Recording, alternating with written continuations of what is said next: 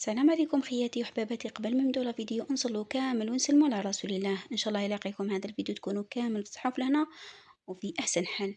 اليوم خياتي طليت عليكم وجيتكم بعد هذا الغياب الطويل، ما جيتكمش ديافرين، جبت لكم اسرع وابن روز راح تحضروا فيه حياتكم. كيما راكم تشوفوا اللي عندها بروبليم مع الروز يجيها معجن ولا يابس وما يجيهاش بنين، تبعي معايا الطريقة والمقادير اللي راح نعطيهم لكم، راح بإذن الله راح تكونين محترفة في الروز.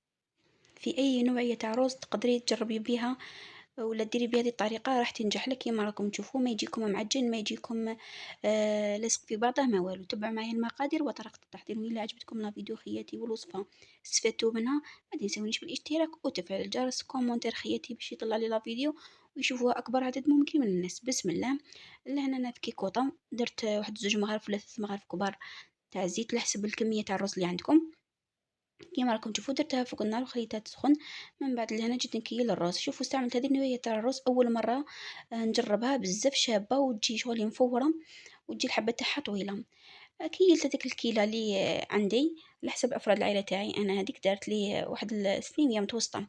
كيما شتوني درت الكيكوطه تاعي فوق النار، خليتها تسخن مليح مليح. من بعد حطيت عليها الاطراف تاع الدجاج تاعي، وفي قدر واحده اخرى ثاني درت مغرفه كبيره تاع زيت ونص مغرفه كبيره تاع مارغرين، وخليت هذاك الرز يتقلى غير على نار قليله.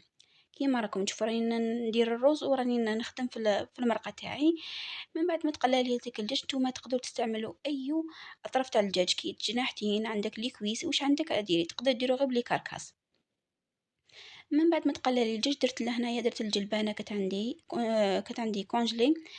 عندي بصله كنت قطعتها مربعات صغيره. في هذه الكميه درت غير حبه كبيره. درت تانيك طماطيش كنت مقطعتها مربعات. عندي تانيك فلفل حلو كنت مقطعته مربعات. كيما راكم تشوفوا عندكم زرود يديروا، عندكم الكرجة ديروا، المهم الخضرة اللي تكونوا حابينها ديروها. قطعوهم كامل صغار صغار. من بعد قلوهم كامل بنفس الطريقة كيما راكم تشوفوا. الروز تاعي من بعد ما تقلى لي واحد 2 دقائق، جبت نفس الكيله اللي كيلت بها، عبروا بها كيله واحده تاع الماء باسكو ماناش حابينه يطيب بزاف. من بعد نكملوا طيابو في المرحله الثانيه. كيما راكم تشوفوا درت له الكيله تاع الماء وغطيت عليه وخليته على نار قليله حتى يتشرب لي كامل ديك الكيله تاع الماء. شوفوا لهنايا من بعد ما تقلت لي القدره تاعي وعلى نار تكون قليله خياتي، ما تزربولهاش في التقليه باش ديك البصله تاخذ راحتها وتطيب لكم مليح وتجيكم معسله. كيما راكم تشوفوا درت لها التوابل. كان عندي فلفل عكري وكان عندي راس الحانوت وشويه تاع كمون. درت لها الفلفل الكحل ما كانش عندي، خلاص لي من رمضان. كانوا عندي توابل تاع الشاروما تانيك خلاصوا لي. كنت نحب ندير للرز التوابل تاع الشاروما تاعك يجي بزاف بنين. مي ما كانوش عندي درت اللي كان عندي في الدار، ثم درت غير راس الحانوت. كيما شتوني درت ثاني نص مغرفه كبيره تاع الملح، ديت منها غير حاجه قليله درتها في الرز باش يجيني بنين من الداخل وما يجينيش صامت، والكميه الباقيه درتها في المرقه. درت لها ورقة تاع الرند، عندكم زعتر ديروا زعتر ثاني كيعطيلكم بنة شابة في الفرص تاعكم. من بعد مرقت بواحد 3 كيسان تاع الماء يكون سخون، وخلوه يطيب على نار قليلة. غطوا عليكم الكيكوطة تاعكم عفوا، وخلوه داك الدجاج يطيب لكم مليح مع الخضرة تاعكم. من بعد آه تصفوا الدجاج تاعكم على المرقة تاعكم، والرز تاعكم راهو تشرب لكم هذاك الماء. وتجوا لهنايا تحبوا ديروا الرز تاعكم قبالة في القدرة تاعكم، تغلقوا عليها وتخلوها تكمل طيابها كيما تحبوا ديروا الطريقة تاعي.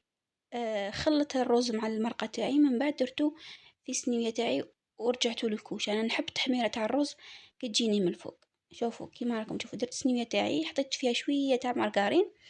من بعد فرغت الرز هذاك، خليو شوية المرقة تاع الرز عفوا تاع الدجاج باش الرز تاعكم يزيد يتشرب لكم ويكمل طيابو في الكوشه.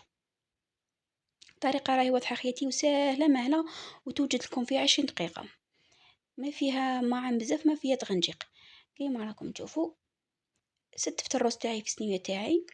وإلا شتو لهنا الروز تاعكم مخصوش فيها مرقة تقدروا تزيدوا له نص كاس تاع الماء، زيدوا له غير شوية طوماطيش تاع لي بواط ومرقوا به كيما راكم تشوفوا. وما تنساوش خياتي المرقة تاعكم ديروا لها نص مغرفة كبيرة تاع طماطم المصبرة. ستفتها وستفت الدجاج تاعي، درت له شوية مارغرين من الفوق. من بعد درتو في الكوشه خليته تحمر على نار تكون متوسطه.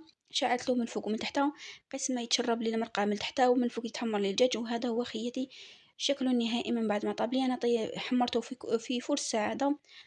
ما داليش من 5 دقائق في الكوشه كيما راكم تشوفوا. والدجاج تاعي كنت من ذاك نقلبه باش يديني كامل تحميره شابه.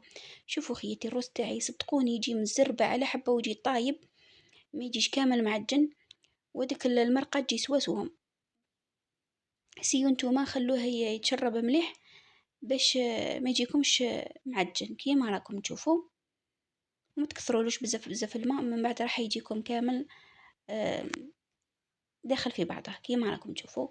المهم نتوما تقيدوا بالطريقه اللي عطيتها لكم، والكيله تاع الماء خياتي كيما شتوني ديروا غير كيله وحده في الروز تاعكم، من بعد كملوا طيبوه في المرقه. شوفوا خياتي دوك نوريلكم نقسم معكم الدجاج يجي طايب زبده، والرز يجي على حبه، يجيو كامل مزربعين، خضره تاني تجي باينه. بهذه الطريقه نتمنى تجربوها خياتي، بزاف بنينه وشابه. انا العائله تاعي يعشقوا في هذا الرز بالخضره.